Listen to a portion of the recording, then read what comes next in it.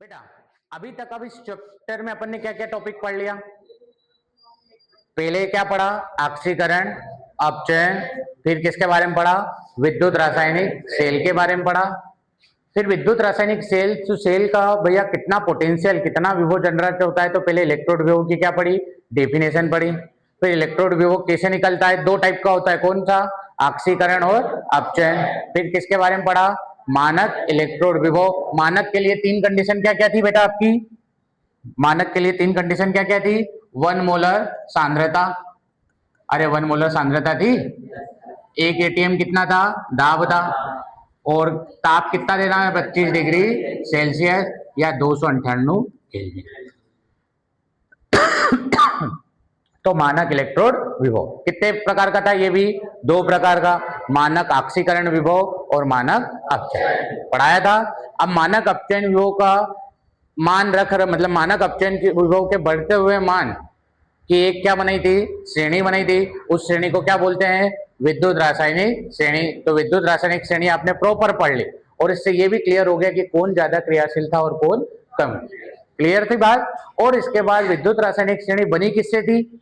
मानक hydrogen electrode से बनी थी। तो मानक हाइड्रोजन इलेक्ट्रोड आपको कल मैंने क्लियर करवा दिया, चित्र प्लस उसकी थ्योरी। बात क्लियर है? तो बेटा मुझे एक बात बताओ, मानक कंडीशन तो ये तीन बात करी, पर कभी कभार चीजें मानक कंडीशन में ना हो, बहुत पॉसिबिलिटी, जरूरी नहीं है कि मानक कंडीशन हमेशा ही रहती है। तो कभी मानक कंडीशन ना हो कि भैया 1 मोलर सांद्रता ना हो, टेम्परेचर 25 डिग्री सेल्सियस ना हो, दाब 1 एटीएम ना हो, उस कंडीशन में कभी सेल का क्या निकालना है? विभव निकालना है। उस कंडीशन में सेल का क्या निकालना है? विभव निकालना है। तो उस कंडीशन में जो सेल का विभव निकालते हैं, उस किसके समीकरण से निकालते हैं? नर्नस्ट समीकरण से। तो ये चीज याद रखना, नर्नस्ट समीकरण बहुत ही काम की चीज है। यहां से न्यूमेरिकल हर साल बनता है, एमपी बोर्ड, सीबीएसई, आप आगे जाओगे नीट जेईई करने, तो इलेक्ट्रोकेमिस्ट्री का सबसे अच्छा टॉपिक कौन सा है? नर्नस्ट समीकरण। जो नर्नस्ट समीकरण में डायरेक्ट फॉर्मूला बोलूं, ये कैसे आया वो भी निकाल के बताऊंगा, पर नर्नस्ट समीकरण का डायरेक्ट फॉर्मूला बोलूं कि अपन को न्यूमेरिकल यूज करना है, तो ई सेल बराबर E naught cell minus 0.059 upon N log product upon weight, उत्पाद बटे अभिकरण। ये क्या है बेटा? अपने चैप्टर में किसी भी सेल का क्या निकालना है? विभव। ये किसको दर्शाता है? सेल के विभव। ये किसको दर्शाता है?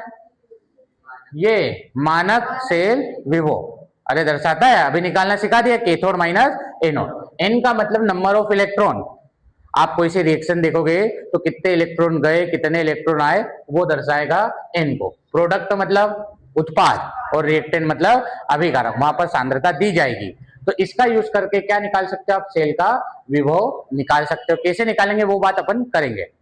अब ये समीकरण कैसे बना वो वाली बात करते हैं।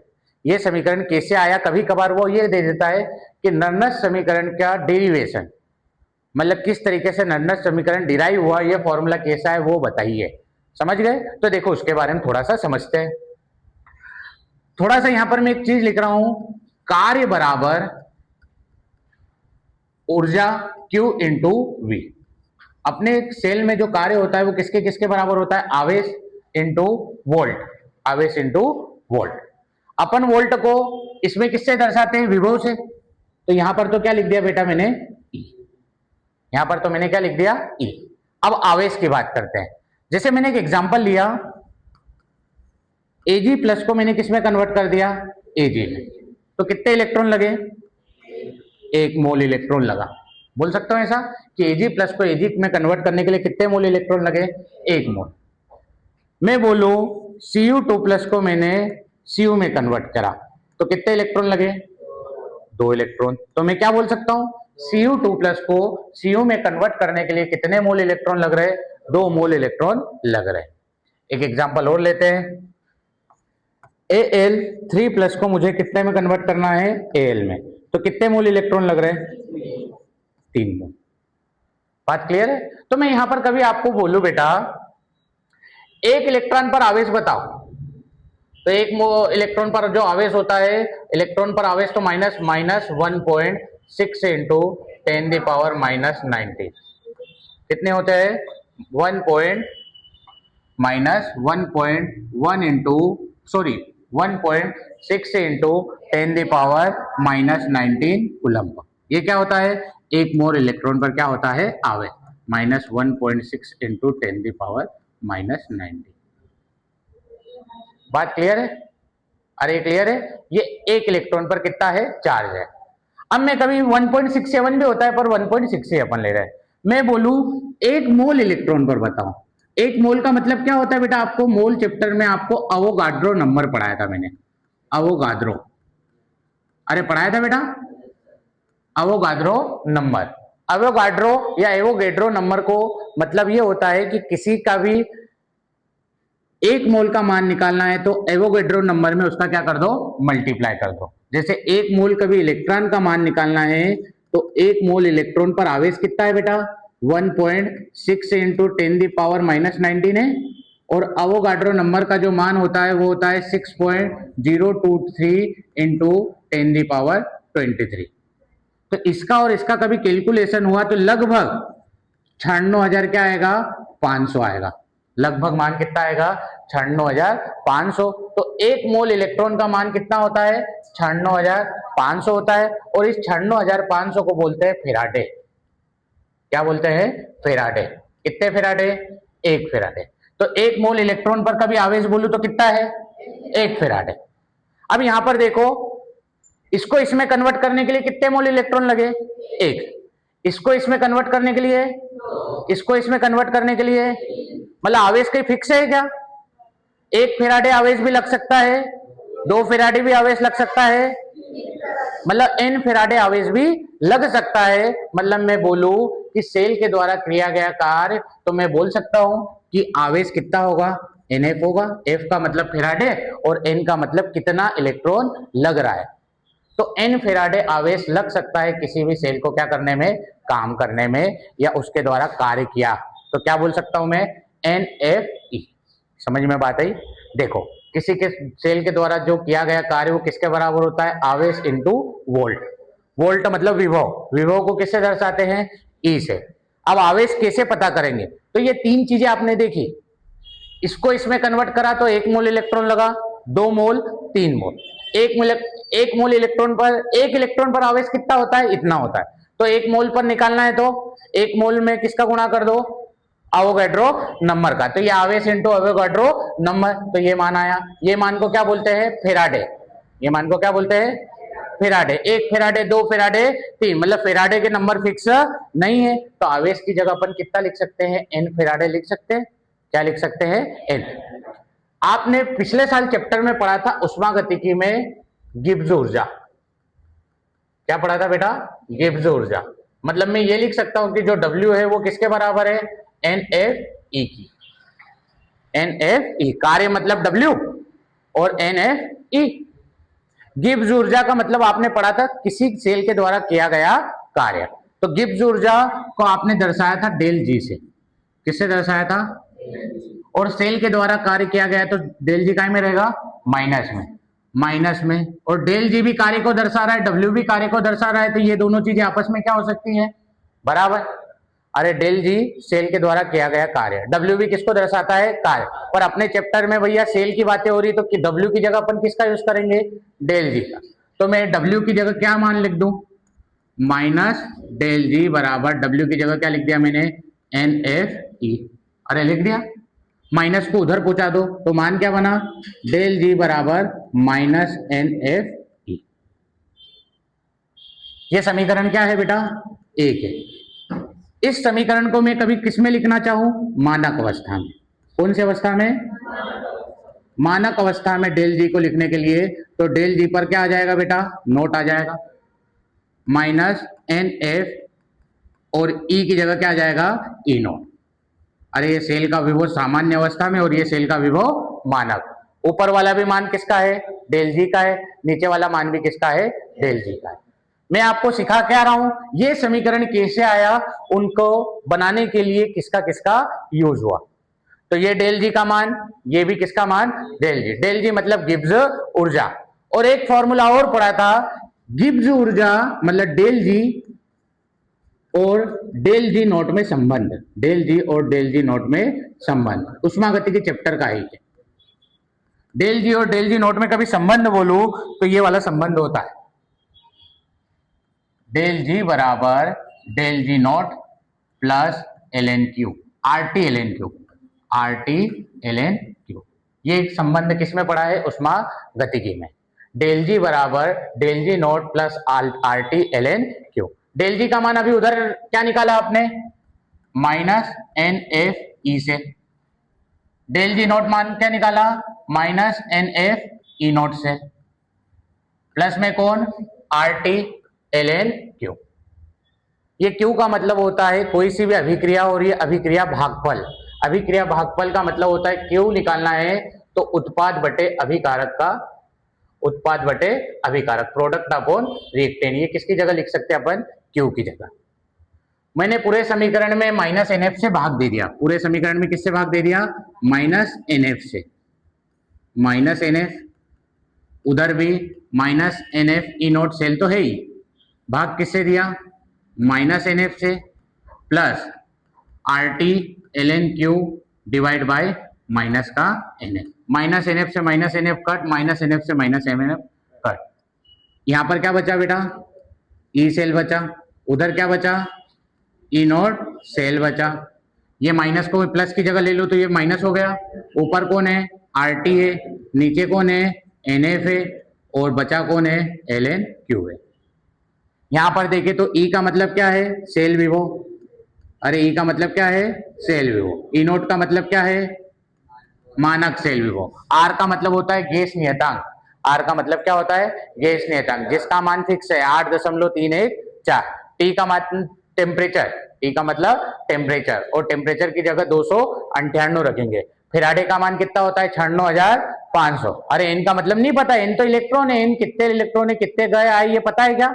तो यहां पर मैं चाहूं तो ई सेल बराबर ई नोट सेल, आर की जगह कितना रख सकता हूं? 8.314। टी की जगह कितना रख सकता हूं? 298। एन की जगह तो एन, और एफ की जगह कितना रख दो? 96,000। ये एलएन है। एलएन को कभी किसमें कन्वर्ट करना है? लॉग में। एलएन को किसमें कन्वर्ट करना है? लॉग में। तो 2.303 का गुणा करना देता है, तो एलएन किसमें कन्वर्ट हो गया? लॉग में। और क्यू, इसका इसका इसका गुणा हुआ और इससे कभी डिवाइड करेंगे तो आपका जो मान आएगा ई सेल बराबर E naught cell minus 0.059 upon में कौन? एन। लॉग कौन आया? क्यू। क्यू की जगह चाहो तो क्या लिख दो? Product upon reactant. ये क्या आ गया बेटा? नरनष्ट समीकरण। अरे क्या आ गया? नरनष्ट समीकरण आ गया, जिसका यूज अपन को क्या करना है? कैलकुलेशन। बहुत रेयर केस में ये पूछता है नरनष्ट समीकरण का डेरिवेशन करके बताओ, तो डेरिवेशन यहां से स्टार्ट होता है। एक बार वापस कभी अपन रिपीट करें तो बहुत आसान है। देखो थोड़ा सा स्टार्ट करते हैं। किसी भी सेल या कार्य किसके बराबर होता है? आवेश इंटू विभव। आवेश इंटू विभव। विभव मतलब अपने लिए तो सेल पोटेंशियल है, मतलब किससे दर्शाएंगे? ई से दर्शाएंगे। आवेश कैसे निकालेंगे? किसी भी चीज को, जैसे Ag प्लस को Ag में कन्वर्ट किया तो कितना इलेक्ट्रॉन लगा? एक। मैं 1 मोल बोल सकता हूं, 2 मोल बोल सकता हूं, 3 मोल बोल सकता हूं। 1 इलेक्ट्रॉन पर चार्ज कितना है? 1.6। तो 1 मोल इलेक्ट्रॉन पर बोलूं तो इसमें एवोगैड्रो नंबर का क्या कर दो? मल्टीप्लाई। माइनस का इसलिए, माइनस तो आवेश है, माइनस का इसलिए करना है। तो लगभग मान कितना आता है? 96,000, मतलब 1 फेराडे इसको बोलते हैं। अरे बोलते हैं 1 मोल इलेक्ट्रॉन मतलब 1 फेराडे, 2 मोल इलेक्ट्रॉन 2 फेराडे, 3 मोल इलेक्ट्रॉन, n मोल इलेक्ट्रॉन, तो कितना आवेश लगेगा? n Faraday. सेल के द्वारा अपनी केमिस्ट्री में जो काम करेगा उसको किससे रिप्रेजेंट करेंगे? गिब्स ऊर्जा से, डेल जी से। सेल द्वारा कार्य किया गया तो डेल जी काय में होगा? माइनस। ये नॉर्मल कार्य, ये सेल के द्वारा किया गया कार्य, दोनों क्या होंगे? बराबर। ये माइनस डेल डब्ल्यू की जगह ये मान रख दो, इधर काय में आ गया? माइनस में। मानक अवस्था में निकालना है तो डेल जी की जगह del G naught, E cell की जगह ई नॉट सेल। ये भी डेल जी है, ये भी डेल जी का नॉट का मान है। अब उष्मागतिकी में डेल जी और डेल जी नॉट में ये संबंध होता है। ये क्या है बेटा? आर टी है। डेल जी की जगह पीछे वाला मान लिखा, डेल जी नॉट की जगह minus N F E naught cell लिखा, दोनों तीनों पूरे में किसका भाग दे दिया, माइनस एन एफ का भाग दे दिया। तो यहाँ पर क्या बचेगा, ई सेल, यहाँ पर क्या बचेगा, ई नोट सेल, माइनस को कहाँ ले लिया, यहाँ पर R T upon N F L N Q, Q को होगा मतलब क्या होता है, अभिक्रिया भागफल, और अभिक्रिया भागफल कैसे निकालते हैं, उत्पाद बटे अभिकारक से। आर का मतलब गैस नियतांक, टी का मतलब ताप। और बेटा देखो ये भी चीज याद रखना, कभी एल को किस में चेंज करना है, लॉग में, तो किसका गुणा करना रहता है, 2.303 का। तो भैया एल को मैंने लॉग में चेंज कर दिया, तो ये लिख दिया, टी की जगह ताप लिख दिया, आर की जगह उसका मान लिख दिया, फेराडे की जगह 96,500। पूरा कैलकुलेशन करने पर ये वाला पॉइंट मिलेगा 0.059 upon N log product upon reactant E cell बराबर ई नॉट सेल। इससे क्या निकालेंगे, किसी भी सेल का विभव कौन सी अवस्था में, सामान्य अवस्था में, और इसे ही बोलते हैं नष्ट समीकरण। समझ में आया या नहीं आया, अरे आया तो यहां से स्टार्ट करो।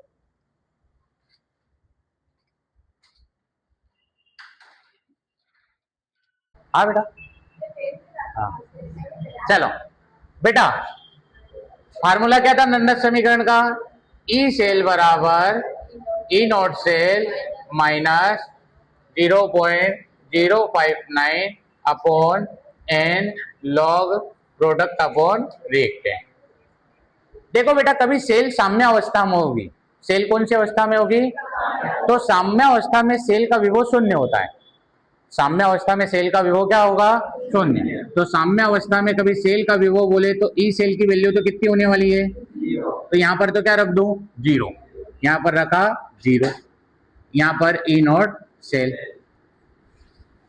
0.059 upon N log product upon reactant की जगह लिख दो साम्य अवस्था स्थिरांक। जैसे आपने द्रव्यानुपाती क्रिया का नियम पढ़ा था, उत्पाद बटे अभिकारक, साम्य अवस्था स्थिरांक।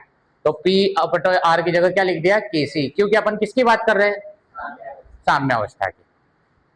ई नोट सेल को इधर ले आओ, तो ई नोट सेल का में हो जाएगा माइनस में, तो माइनस ई नोट सेल, 0 का तो खत्म काम हो गया, उधर कौन बचा, माइनस 0.059, ये जाएगा हमको पता था, क्या पता नहीं इसको क्या हो जाता है, माइनस 0.059 अपॉन एन लॉग केसी, माइनस से माइनस, मुझे केसी की वैल्यू चाहिए तो एन को कहां पहुंचा दो, ऊपर, एन ई नॉट सेल बटे 0.059, बचा कौन इधर बेटा, लॉग केसी। लॉग कभी दूसरी तरफ आता है तो एंटी लॉग में कन्वर्ट हो जाता है, तो कभी लॉग इधर आया तो मैं क्या लिख दूंगा बाहर की तरफ, एंटी लॉग, और बचा कौन, एन ई नॉट सेल बटे में कौन 0.059 बराबर में कौन बचा, साम्य अवस्था स्थिर। मुझे एक बात बताओ, एन का मतलब क्या होगा, कितने इलेक्ट्रॉन आए कितने इलेक्ट्रॉन गए, ई नॉट सेल मतलब मानक इलेक्ट्रोड विभव, मतलब केवल किसी भी सेल का साम्य अवस्था स्थिरांक निकालना है तो कितनी चीजें पता होना चाहिए, दो का कौन कौन सी, यदि वो इलेक्ट्रोड विभव दे दे मानक अवस्था में और इलेक्ट्रॉन दे दे, अपना काम हो गया, कुछ भी करने की जरूरत नहीं है। तो ये फार्मूला किसका है बेटा, साम्य अवस्था, जब सेल साम्य अवस्था में हो तो किस तरीके से कैलकुलेशन होगा वो वाली, साम्य अवस्था का मतलब ना तो इलेक्ट्रॉन फ्लो हो रहा है, जब विभव कितना होगा, शून्य होगा। तो बात क्लियर, यहां पर हेडिंग बनाना, सेल यदि साम्य अवस्था में हो तो, सेल यदि साम्य अवस्था में हो तो, बस आज के लिए